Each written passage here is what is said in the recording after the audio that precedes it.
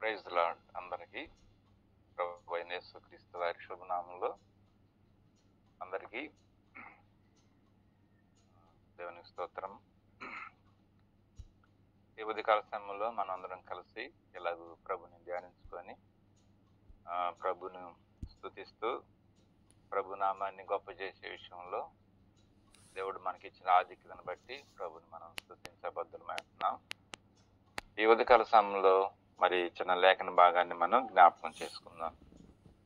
న్యాయాధిపతుల గ్రంథంలో మరి 10వ అధ్యాయము న్యాయాధిపతుల గ్రంథం 10వ అధ్యాయము 16వ వచనం జ్ఞాపకం చేసుకుందాం. 16వ వచనం, యెహోవాను సేవింపవలనని తమ మధ్య నుండి అన్య దేవతలను తొలగింపగా ఆయన ఆత్మ ఇశ్రాయేలీయులకు కలిగిన దురవస్థను చూసి సహింపలేకపోయెను. మరోసారి చదువుకుందాం. యెహోవాను సేవింపవలనని తమ మధ్య నుండి అన్య దేవతలను తొలగింపగా ఆయన ఆత్మ ఇశ్రాయేలీయులకు కలిగిన దురవస్థను చూసి సహింపలేకపోయాను. దేవుడు ఇచ్చిన లేఖన భాగాన్ని మన ఇంటిలో దేవుడు దీవించి ఆశీర్వదించును గాక. ఈ భాగంలో మనం చూసినప్పుడు ఇశ్రాయేలీయులకు న్యాయాధిపతిగా యాయీరు, మరి గిలాదిస్తుడైన యాయీరు న్యాయాధిపతిగా ఉంటాడు.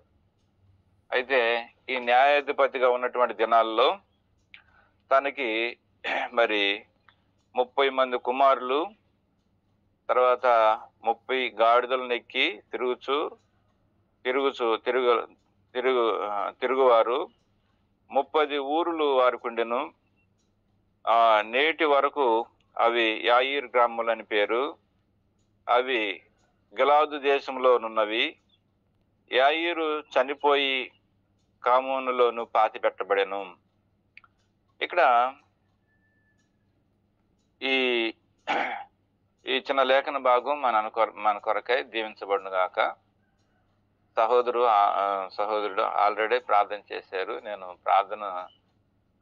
వాక్యం చదివిన తర్వాత ప్రార్థన చేయట్లేదు సహోదరుడు చేసిన ప్రార్థనే ఇక అది ప్రార్థనగా భావించి ఇంకా నేను కొనసాగిస్తున్నమాట.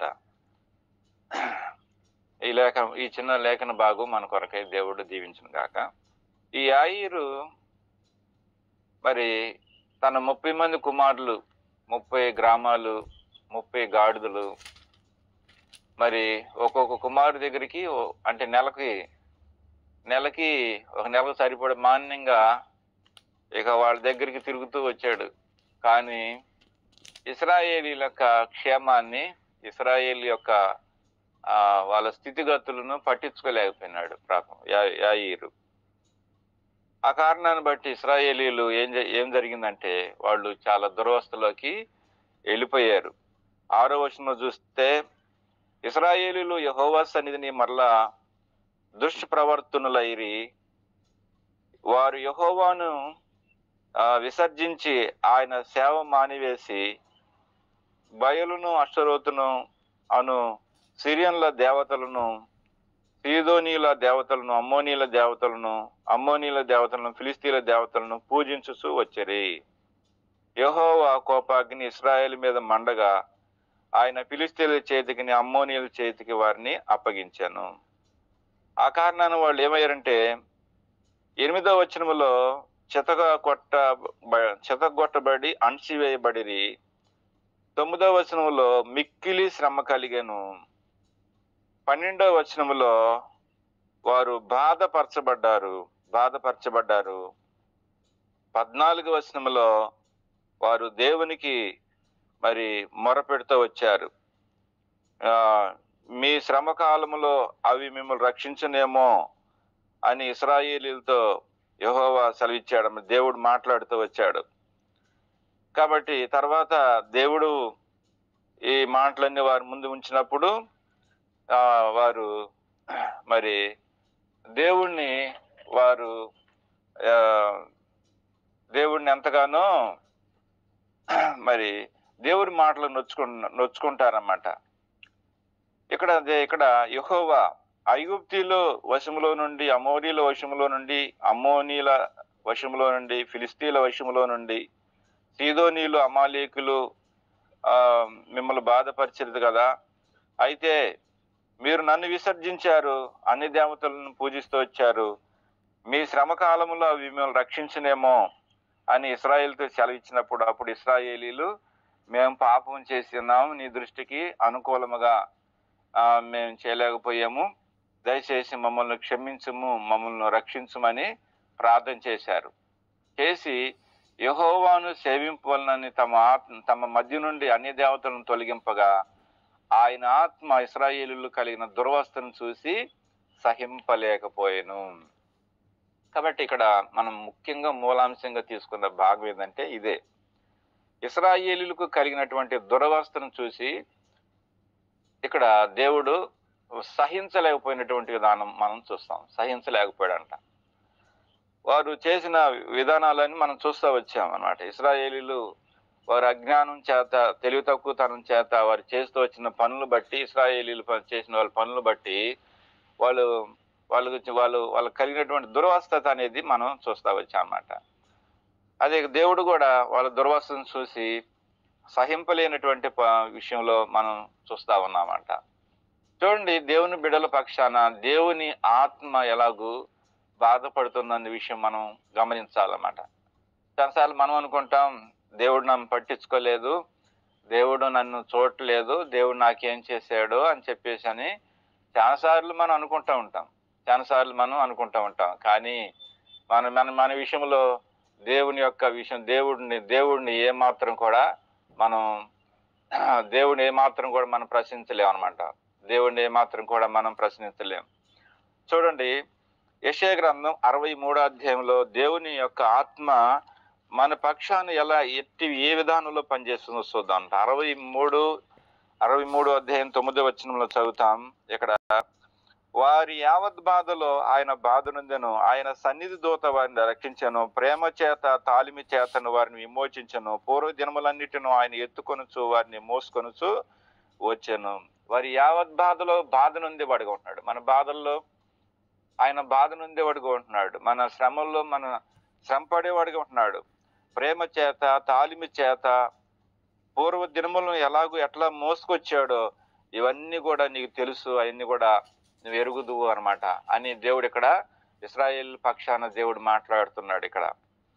అలాగనే కీర్తనల పుస్తకం 106వ అధ్యాయం 44వ వచనంలో చూస్తే చూడండి, దేవుని ఆత్మ వారి పక్షాన ఎలాంటి ప్రతిస్పందన, వారి బలహీనతలో ఉన్నప్పుడు, పాపంలో ఉన్నప్పుడు, శత్రువులను బాధిస్తున్నప్పుడు దేవుని ఆత్మ చూడండి ఎలాంటి ఏ స్థితిలో ఉంటుంది అనేది.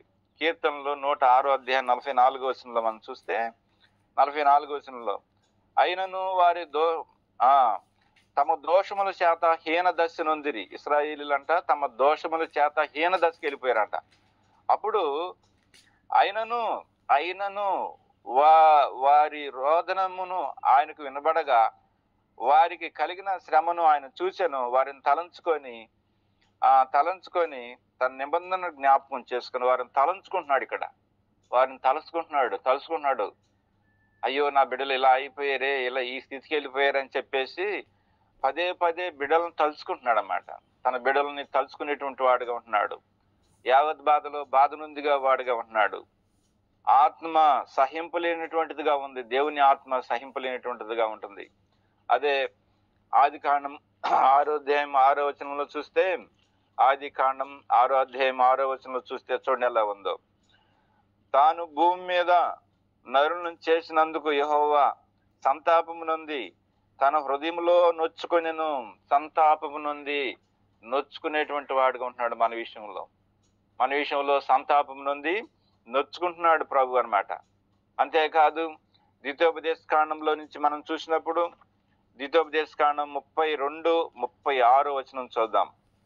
ద్వితీయోపదేశ కాండం 32వ అధ్యాయము 36వ వచనంలో చదువుతున్నాం. 32-36. వారికి ఆధారము లేకపోయేను. ఇక్కడ చూడండి 30, వారి కాలు జారు కాలమున పగ తీర్చుటకియు ప్రతిఫలం ఇచ్చుటయు నావే, వారి ఆపద్దినము సమీపించును, వారి గతి త్వరగా వచ్చును, వారికి ఆధారము లేకపోయేను. చూసావా, ఇక్కడ దేవుడు వాళ్ళ స్థితిని చూస్తూ ఉన్నాడు. ఏం చేయాలన్నా, ఏ మంచి చేయాలన్నా, ఏ చెడ్డ చేయాలన్నా నేనే కదా. కానీ వారు కాలు జారు దినమున, వాళ్ళు నష్టపోయేటువంటి దినమున వారికి ఆధారం ఏది? ఆధారం లేకపోయినే వాళ్ళకి అని బాధపడుతున్నాడు దేవుడు. ఆధారం లేనటువంటి ఆధారం లేకపోయినా వీరు తప్పించబడటానికి ఆధారం ఏది అని ఆధారం లేదని దేవుడు బాధపడుతున్నాడు. మన విషయం చూసి ఆయన బాధపడుతున్నాడు. వీరికి ఆధారం ఏది, వారు తప్పించుకోవటానికి మార్గం ఏది అని చెప్పేసి ఆయన ఎంతగానో బాధపడుతున్నటువంటి వాడుగా ఉంటున్నాడు. మన విషయంలో ఆయన బాధపడుతున్నటువంటి వాడుగా ఉంటున్నాడు. అలాగనే హోషేయ గ్రంథంలో మనం చూస్తే 11వ అధ్యాయంలో ఎఫ్రాయిమును గురించి బాధపడుతుంటాడు. ఇక్కడ ఇశ్రాయేల్ 11వ అధ్యాయం 8వ వచనంలో, ఓ ఎఫ్రాయిము, నేను నిన్నెట్లు విడిచిపెట్టుదును, ఇశ్రాయేలు, నేను నిన్ను ఎట్లు విసర్జింతును, ఆద్మాను వలె నేను ఎట్లు చేతును, నెబోయిమునకు చేసినట్లు నేను నీకెట్లు చేతును. నా మనసు మారినది, సహింపలేకుండా నా అంతరంగము మండుతున్నది. ఎఫ్రాయిము దారితో తప్పిపోయినప్పుడు, పడిపోయినప్పుడు, జారిపోయినప్పుడు దేవునికి వ్యతిరేకుడైపోయినాడు. ఆ విషయాన్ని దేవుడు చూశాడు. ఎఫ్రాయిము విషయంలో దేవుడు చేసిన వాగ్దానాలన్నిటినీ తలంచుకొని దేవుడు ఎఫ్రాయిము విషయంలో కొన్ని మాటలు పలికాడు. ఓ ఎఫ్రాయిము, నేను నిన్నెట్లు మరుతును, విడిచిపెడుతును, ఇశ్రాయేలు, నేను నిట్లు విసర్జింతును అని సహింపలేకుండా నా అంతరంగము మండుచున్నది అని చెప్పేసి అంటాడనమాట. ఇవన్నీ పాత నిబంధన గ్రంథంలో. అయితే కొత్త నిబంధనలో కొన్ని విషయాలు చూద్దాం అనమాట. కొత్త నిబంధన గ్రంథంలో కూడా చూద్దాం అన్నమాట. లూకాసు వార్త 15వ అధ్యాయంలో మనం చూసినప్పుడు అక్కడ తప్పిపోయిన కుమారుడు గురించి తండ్రి యొక్క భావజాలాలు ఎలా ఉన్నాయి అనేది మనం చూడాల్సిన అనుకుంటున్నాం. 15వ అధ్యాయము 20వ వచనంలో చూస్తే, వాడు ఇంకనూ దూరంగా ఉన్నప్పుడు తండ్రి వానిని చూచి కనికరపడి పరిగెత్తి వాని మెడ మీద పడి ముద్దు పెట్టుకొనిను. చూసావా, కాబట్టి వాడిని గట్టిగా వాటేసుకున్నాడు. ఇన్నాళ్ళు తప్పిపోయినాడు, పడిపోయాడు, అటు ఇటు వెళ్ళిపోయినాడు, ఎంతో అన్ని విధాలుగా నష్టపోయాడు. తన దగ్గర తన కుమారుడని గుర్తుపట్టడానికి కూడా సూచనలు ఏం లేవు అనమాట. ఒక్క సూచన కూడా లేదు. అయితే తాను వస్త్రాలు లేవు, చెప్పులు లేవు, ఏమీ లేవు అనమాట. తన శరీరం అంతా కూడా చీగిపోయి ఉంది, చాలా చీగిపోయి ఉంది. తన కుమారుడనని గుర్తుపట్టడానికి కూడా వీల్లేదు. అయితే ఏమి, దూరంగా ఉన్నప్పుడే పోయి పరిగెత్తుకుంటూ వెళ్ళిపోయాడు. తండ్రి వాడిని పట్టుకున్నాడు, వాటేసుకున్నాడు, ముద్దు పెట్టుకున్నాడు, మెడ మీద పడ్డాడు, ఏడ్చాడు, కౌగిలించుకున్నాడు, ఇంటికి తీసుకుని వెళ్ళిపోయినాడు అనమాట. తండ్రి చూడు మన విషయంలో ఎలాంటి భావన కలిగి ఉన్నాడో తప్పిపోయిన మన ఎడల అనమాట. లూకాసు వార్త 19వ అధ్యాయము 41వ వచనంలో ఒక మాట జ్ఞాపకం చేసుకుందాం. లూకాసు వార్త 19:41లో, ఆయన పట్టణమునకు సమీపించినప్పుడు దానిని చూసి దాన్ని విడిచమై ఏడ్చి. చూసావా, యెరూషలేమును గురించి యెరూషలేము అనగా ఇశ్రాయేలు ప్రజల యొక్క ఆ భవిష్యత్తును చూపిస్తుంది ఈ యొక్క యెరూషలేము పట్టణం అన్నమాట. అయితే ప్రభువు దాని గురించి ఏడుస్తున్నాడు. ప్రభువు నిన్ను దర్శించిన కాలమును ఎరక్కుంటివి, నీ శత్రువులు నీ చుట్టూ గట్టు కట్టి ముట్టడి వేసి అన్ని ప్రక్కలను నిన్ను అరిగట్టి నీలో నీ పిల్లలను కూడా నేల కలిపి నీలో రాయి మీద రాతి ఒక నిలిచి ఉండనీయని దినములు ఒకటి వచ్చుస్తున్నవి అని చెప్పేసి ఆ యొక్క యెరూషలేము విషయంలో దానికి సమీపంగా వచ్చి ఊరు ముందుకు వచ్చి ప్రభు ఎంతగానో ఏడుస్తున్నట్లుగా మనము చూస్తున్నామాట. కాబట్టి మనకు కలిగిన దురవస్థలను చూసి దేవుని యొక్క ఆత్మ ఎలాగూ ప్రతిస్పందనలో ఉంటుందనే విషయాన్ని మనము జ్ఞాపకం చేసుకుంటూ ఉన్నాం అన్నమాట. అలాగనే యోహాను సువార్త 11వ అధ్యాయము 34వ వచనంలో ఒక మాట చదువుకుందాం. యోహాను సువార్త 11వ అధ్యాయము 34వ వచనంలో, వారు ప్రభువా వచ్చి చూడమని ఆయనతో చెప్పిరి. యేసు కన్నీళ్లు విడిచెను. కాబట్టి యూదులందరూ అనుకుంటున్నారు అతన్ని ఎలాగూ ప్రేమించినో చూడని చెప్పాను. అలా చెబుతూ మరి 38వ వచనంలో యేసు మరలా తనలో మూలుగుచు సమాధి యొద్దకు వచ్చాను. తనలో మూలుగుతూ ఉన్నాడు మన కోసం. ఆయన మూలిగే స్వభావం ఆయనకుంది. అయితే మనం పడిపోయినప్పుడు, మనం దేవుని దగ్గరికి రావాలనుకుంటున్నప్పుడు మన స్థితి ఎలా ఉందో అయితే మనకైతే మనం గ్రహించలేం. కానీ దేవుడి విషయంలో మన స్థితిగతులు ఎలా ఉంటున్నాయనేటువంటి విషయాన్ని మనం జ్ఞాపకం చేసుకుంటూ వచ్చాం. కాబట్టి మరి పాత నిబంధనలో మనం చూస్తూ వచ్చాము, కొత్త నిబంధనలో మనం చూస్తూ వచ్చాం అన్నమాట. ఆయన వెళ్ళి వాళ్ళు ఏ స్థితిలో ఉన్నారో, వాళ్ళు ఎక్కడున్నారో, వాళ్ళ పరిస్థితి ఏందో చూసి వాళ్ళ విషయంలో దేవుడు అంత ప్రతిస్పందనలో ఉన్నట్టుగా మనము చూస్తా ఉన్నామాట. ఆయన సహింపలేకపోయాడు. ఆయన వారి యావత్ బాధ నొందాడు, మూడు తలుచుకున్నాడు, సంతాపం నొందాడు. మరి వారికి ఆధారం లేకపోయినా ఆయన బాధపడ్డాడు.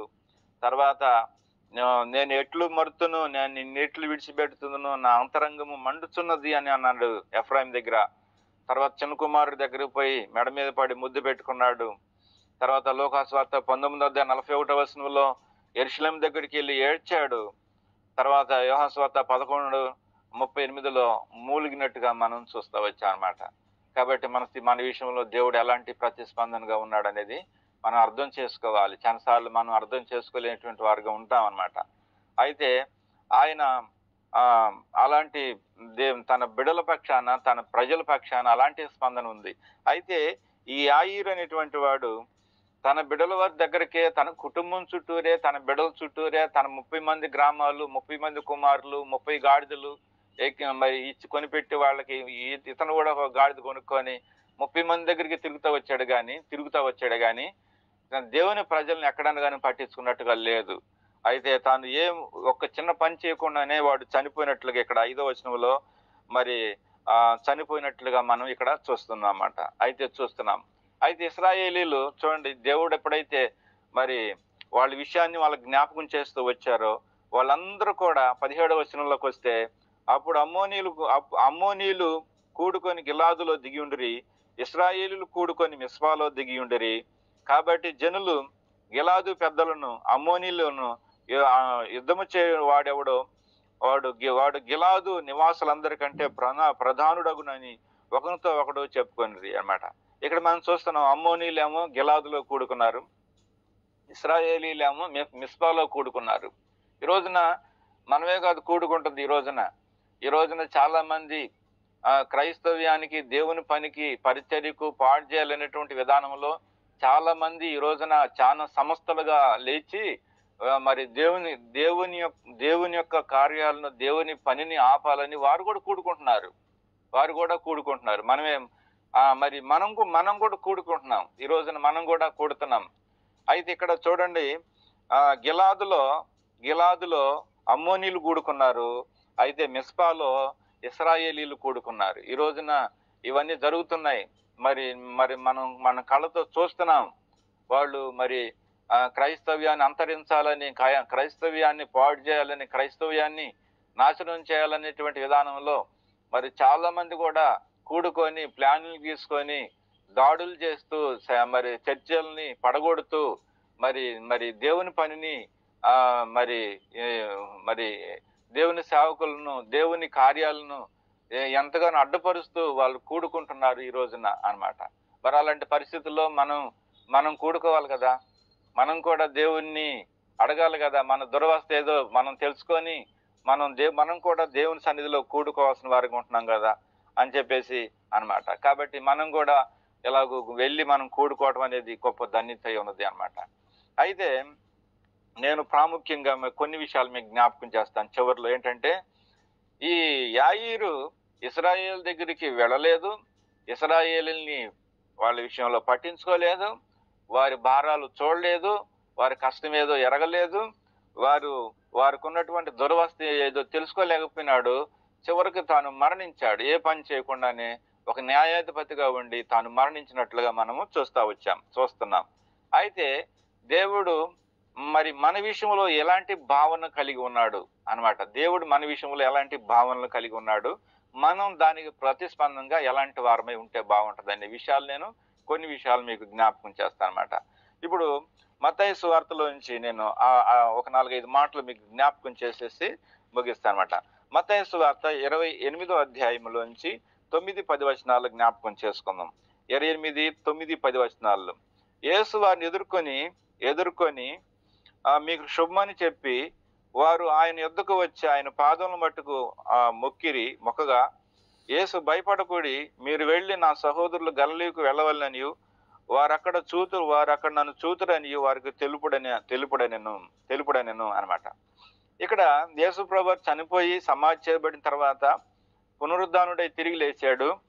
అయితే కొంతమంది సమాధి దగ్గరికి వెళ్ళి మరి ఆయన చూడాలనేటువంటి ఆలోచనతో వాళ్ళు పరిగెత్తుకొని వెళ్ళినప్పుడు దేవుడే వారిని ఎదుర్కొనటానికి వచ్చినట్లుగా మనం చూస్తున్నామాట. వాళ్ళు దేవుడు ఎదుర్కొనటానికి వచ్చినట్లుగా మనం చూస్తాం. చాలాసార్లు మనం ఎవరితో పలకరించం, ఎవరితో మాట్లాడడం, ఎవరితోటి మనం మేలు పొందిన దినాన, మనం దీవించబడిన దినాన మనం అనేకుల్ని జ్ఞాపకం చేసుకోవాలి. యేసుక్రీస్తు ప్రభువారు పునరుద్ధానుడై తిరిగి లేచిన తర్వాత దేవుడు తాను మరుగు చేసుకొని ఉండలేదు, కానీ అనేకులకు బయలుపరుచుకొని, అనేకులకు కనపడి, అనేకులను ధైర్యపరిచి, అనేకులను ప్రోత్సాహపరిచి అడుగుంటున్నాడు అన్నమాట. ఇప్పుడు యాయిరు ఆ పని చేయలేకపోయాడు, బతికుండి చేయలేకపోయినాడు. యేసుక్రీస్తు ప్రభువారు చనిపోయి కూడా ఆ పని చేయగలుగుతూ వస్తూ ఉన్నాడు. ఈ రోజున నువ్వు ఎంతమందిని పలకరించగలుగుతున్నావు, ఎంతమందిని ప్రేమించగలుగుతున్నావు, ఎంతమందితో మాట్లాడగలుగుతున్నావు? ఇదంతా ఏంటిదేనంటే ఒక మాట చెప్పాలంటే విధేయత. ప్రభు ఒక మాట చెప్పాడు, ఆయన దేవుడు వారిలో విధేయత నేర్పించాలని, వాళ్ళలో ఈ విధేయత అనేటువంటి విధానము వాళ్ళలో పంచేయాలని అనమాట. క్రీస్తు బిడ్డలు, దేవుని బిడ్డల్లో విధేయత లేదు చాలా మటుకి అనమాట. చెప్పిన మాట వినే స్థితిలో లేరు. కానీ ప్రభు వాళ్ళని ప్రేమించాడు, ఆయన వారిని దర్శించారు, వారి దగ్గరికి వెళ్ళారు. మీరు భయపడొద్దు, ధైర్యంగా ఉండండి, మీరు ధైర్యంగా ఉండండి, నేను గలిలయకి వెళ్ళవలసి ఉంది, అక్కడ మీరు నన్ను చూస్తారు, మీరు వెళ్ళండి, వాళ్ళకి చెప్పండి అని చెప్పినప్పుడు వాళ్ళు వెంటనే బయలుదేరి ఆయన చెప్పిన మాటకి విధేయత చూపించి లోబడి వారు వెంటనే బయలుదేరి దేవుని మాటకి విధేయులై వారు బయలుదేరినట్లుగా మనం ఇక్కడ చూస్తున్నమాట. వారు బయలు వెళ్ళిరి అనమాట. అది విధేయతను జ్ఞాపకం చేస్తుంది. అక్కడ వారు బయలు వెళ్ళలేకపోయినాడు. యాయిరు ఆ విధానాలు తెలుసుకోలేకపోయినాడు.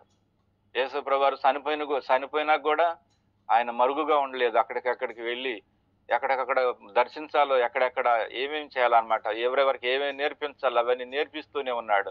వాళ్ళకి విధేయత నేర్పించాడు. మీరు వెళ్ళండి అనగానే వాళ్ళు వెళ్ళారు అనమాట. ఇది ఒకటి. రెండవది మార్కు సువార్త 16వ అధ్యాయం 20వ వచనం చదువుదాం. మార్కు సువార్త 16వ అధ్యాయము 20వ వచనం జ్ఞాపకం చేసుకుందాం. మార్కు సువార్త 16:20. వారు బయలుదేరి వాక్యము అంతటను ప్రకటించిరి. ప్రభు వారికి సహకారి అయ్యుండి వెనుగంట జరుగుతూ వచ్చిన సూచక్రియల వలన వాక్యమును స్థిరపరచెను. ఇక్కడ ప్రభు చనిపోయిన తర్వాత దేవుడు వారికి ఏ సంగతులను జ్ఞాపకం చేస్తూ వచ్చాడో, ఏమేమి చేయమన్నాడో వాటన్నిటిని చేయటానికి వారు బలం తెచ్చుకున్నారు. ఈ 14 వచనం కానించి వారికి ప్రభు చెప్పాడు. చాలా విషయాలు చెప్పిన తర్వాత ఈ శిష్యులు అలానే ఉండలేదు. కానీ వారు ఇలాగున ప్రభు అయిన యేసు వారితో మాట్లాడిన తర్వాత పరలోకమునకు చేర్చుకొనబడి దేవుని కుడి పార్శ్వమునకు ఆసీనుడాయను. కుమారుడు వెళ్ళిపోయినాడు పరలోకానికి. అయితే వీళ్ళు ఏం చేశారు అంటే, వారు బయలుదేరి వాక్యమంతటను ప్రకటించరి. ప్రభువుకు వారికి సహకారి అయి ఉండి వెనువెంట జరుగుతూ వచ్చిన సూచక్రియల వలన వాక్యముని స్థిరపరుచుకున్నాను.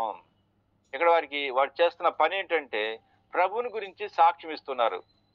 ప్రభు చెప్పిన మాటల గురించి అనేకుల దగ్గర మాట్లాడుతూ వచ్చారు, వాళ్ళు సాక్ష్యం ఇస్తూ వచ్చారు. కాబట్టి వారు వెళ్ళారు. కాబట్టి ప్రభువుని గురించి, దేవుని గొప్పతనాన్ని గురించి, మహత్యాన్ని గురించి వారు సాక్ష్యం ఇస్తున్నట్లుగా మనం చూస్తూ వచ్చామన్నమాట. సాక్ష్యం ఇవ్వాలి, మనం కూడా సాక్షులుగా ఉండాలి అన్నమాట. ఇకపోతే మూడవది లూకాసు వార్త 17వ అధ్యాయం 14 వచనం చదువుకుందాం. లూకాసు వార్త 17వ అధ్యాయము 14 వచనం చదువుతాను అనమాట. 17, 14. ఆయన వారిని చూసి, మీరు వెళ్ళి మిమ్మల్ని యాజకునికి కనపరచుకోండి వారితో చెప్పాను. వారు వెళ్ళుచుండగా శుద్ధులైరి. వారిలో ఒకడు తనకు స్వస్థత కలుగుట చూసి గొప్ప శబ్దముతో దేవుని మహిమపరచుచు తిరిగి వచ్చే ఆయనకు కృతజ్ఞతాస్తుతులు చెల్లించు ఆయన పాదములు ఎదుట సాగిలిపడను. వాడు సమరీయుడు.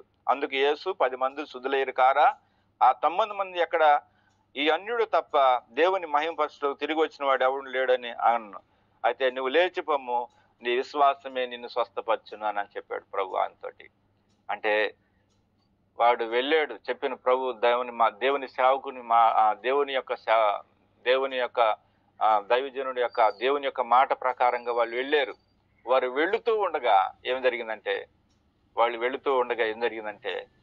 మరి వాడికి విశ్వాసం వచ్చింది. వాడికి మంచి గొప్ప విశ్వాసం వచ్చింది. ప్రభు ఎవరినైతే పంపుతూ వచ్చాడో వారిలో గొప్ప గొప్ప క్రియలు మనం చూస్తా ఉన్నాం. మత్తయి సువార్త 28:9-10 మనం చూస్తున్నాం. శిష్యులు వాళ్ళని పంపాడు, వెళ్ళండి అని అన్నాడు. మీరు కూడా వెళ్ళాలా చెప్పాలని అన్నప్పుడు అక్కడ విధేయత వాళ్ళకి నేర్చుకున్నారు. తర్వాత మార్కు సువార్త 16:20 మనం చూస్తున్నాం. మీరు వెళ్ళండి అని చెప్పాడు. అక్కడ వాళ్ళు వెళ్ళుట ద్వారా సాక్షులుగా ఉన్నారు.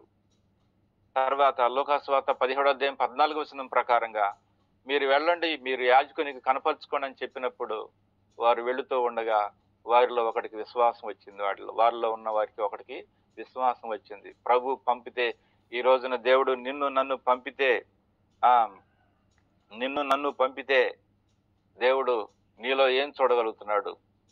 అది చాలా ఇంపార్టెంట్. ప్రభు చాలా మంది మమ్మల్ని పంపాడు, ప్రభు మమ్మల్ని వాడుకుంటున్నాడు, మమ్మల్ని మేము దేవుని పని చేస్తున్నామని అని చెప్పేసి అని అంటున్నారు. నిజంగా దేవుడు కనుక పంపితే నువ్వు ఎలాంటి విషయంలో ఉన్నావు అది మనం గుర్తించాలి. ప్రజలందరూ అది గుర్తిస్తారు. అది లేకపోతే అనేకుల దృష్టికి, ఒకవేళ లోకంలో అనేకుల దృష్టికి నువ్వు గొప్పవాడు అనిపించుకోవచ్చేమో, కానీ దేవుడు నిన్ను పంపితే కొన్ని విషయాలు బయటకు కనపడాలా, ప్రజలు గుర్తుపట్టాలి. ఆ విషయాలు నువ్వు తెలుసుకోలేకపోతే చాలా డేంజర్, అపాయమైన పరిస్థితుల్లో ఉన్నావు. దేవుడు నిన్ను పంపినప్పుడు కొలతలేనటువంటి ఆత్మ దేవుడు నీకు ఇచ్చి, దేవుడు బలమైన రీతిలో ఆ ప్రజల మధ్య దేవుని మహిమ కొరకాయ దేవుడు నిన్ను వాడుకుంటాడు. ఆ ప్రజలు నిన్ను గుర్తుపడతారు.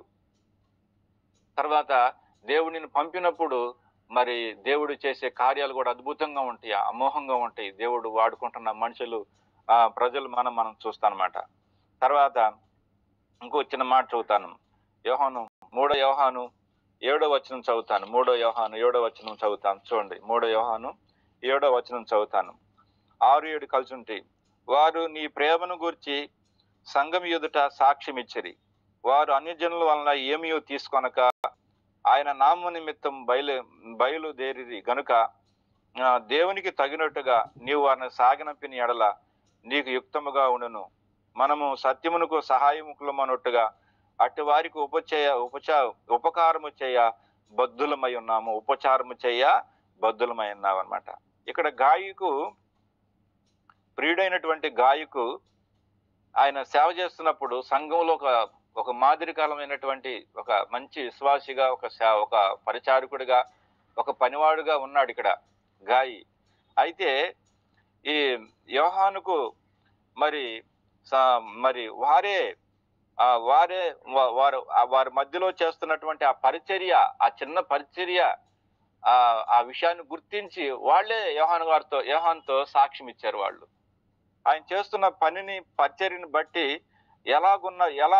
ఎలాగున్నాడో ఇక్కడ మా మధ్యలో అని చెప్పేసి అని, ఏమేం పరిచర్యలు చేస్తున్నాడు, ఎలాగూ ఉపకారిగా ఉన్నాడు, ఎలాగూ ప్రేమిస్తున్నాడు, ఎలాగూ విశ్వాసులకు తగినట్టుగా ఉన్నాడు, ఎలాగూ సత్యాన్ని అనుసరిస్తున్నాడు, ఎలాగూ సాక్ష్యం ఇస్తున్నాడు, తన ఆత్మ ఎలా వర్ధిల్లుతుంది, ఈ విషయాల గురించి అక్కడున్న ప్రజలే మరి గాయన్ గురించి సాక్ష్యం ఇస్తూ వచ్చారన్నమాట. చూసావా, ఇది సేవ. దేవుడు పంపిన వ్యక్తి గాయి కాబట్టి దేవుని యొక్క సేవా లక్షణాలు అతనిలో కనపడినాయి. ఈ రోజున దేవుడు నన్ను వాడుకుంటే మనలో ఆ లక్షణాలు కనపడకపోతే నువ్వు పేరుకి నిన్ను ప్రకటించుకోవటమే తప్ప అది కాదనమాట. చాలాసార్లు ఈ రోజున లోకమంతా ఎలా ఉందంటే చాలా మట్టుకి మనల్ని మనం ప్రకటించుకుంటున్నాం, కానీ దేవుడు నిన్ను ప్రకటిస్తున్నట్లుగా, దేవుడు నిన్ను వాడుకుంటున్నట్లుగా, దేవుడు నీకు ఆ పొజిషన్ ఇచ్చినట్లుగా, దేవుడు నిన్ను ఆ యొక్క ఏర్పాట్లో ఉంచినట్లుగా, దానికి దేవుడు నిన్ను ఏ స్థితిలో అయితే ఉంచాడో ఆ స్థితికి న్యాయం చేస్తున్నట్లుగా కనపడుతుందా? అది లేకపోతే చాలా డేంజర్ అన్నమాట.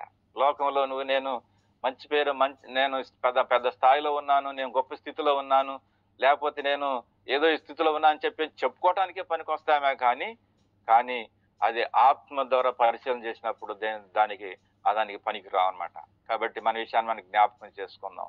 దేవుడే మనల్ని పంపితే ఈ సూచనలు కనపడాలా. ఒకటి, నీలో విధేయత కనపడాలి దేవుడు నిన్ను పంపితే. రెండోది, దేవుడు నిన్ను పంపితే ప్రతి చోట నువ్వు సాక్షిగా ఉండాలా, దేవుడి గురించి సాక్ష్యం ఇవ్వాలా. మూడవది, దేవుడు నిన్ను పంపితే నీలో విశ్వాసం ప్రజల్లో కనపడాలా. దేవుడు నిన్ను పంపితే నీలో ఉన్న సేవా లక్షణాలు ప్రజలకు అర్థం కావాలి. లేకపోతే నువ్వు చేసేదంతా కూడా వ్యర్థమని ఒక దినాన నువ్వు అన్నమాట. అందుకనే బైబిల్లో మనం ఒకసారి చూడగలుగుతాం కదా, ఎంచుకున్న దానికంటే ఎంచుకుంటుంటాం. దేవుడి కంటే కూడా ఎక్కువగా ఎంచుకుంటున్నారంట చాలా మంది. ఇలాంటి స్థితి ఉంది అన్నమాట. కాబట్టి మన జీవితాల్లో మనం ఈ విషయాలన్నీ పరీక్ష చేసుకొని, ఇవన్నీ కూడా సంఘ సహవాసాల్లో కూడా కరెక్ట్ కావాలని, మరి దేవుడు మన స్థితి అన్నమాట, మన దురవస్థను చూసి ఆయన ఆత్మ సహింపలేకపోయినాడు. యావత్ బాధలో బాధ నొందుతున్నాడు. ఆయన తలంచుకుంటున్నాడు. ఆయన మనకు ఆధారం లేకపోవటం చూశాడు. ఆయన అంతరంగం మండుతూ వచ్చింది. ఆయన మన మీద పడి ఆయన కన్నీళ్లు పెట్టుకొని ఏడిసి దుఃఖపడుతూ ఉన్నాడు. ఈ సందర్భాలన్నీ మనం చూస్తా వచ్చాం. దేవుడు నన్ను భవిష్యత్తులో ఇలాంటి అభిషేకంతో ఆయన దేవుని మహిమ కొరకై వాడుకొనుగాక. ప్రైజ్ లార్డ్ అండి. Praise lord.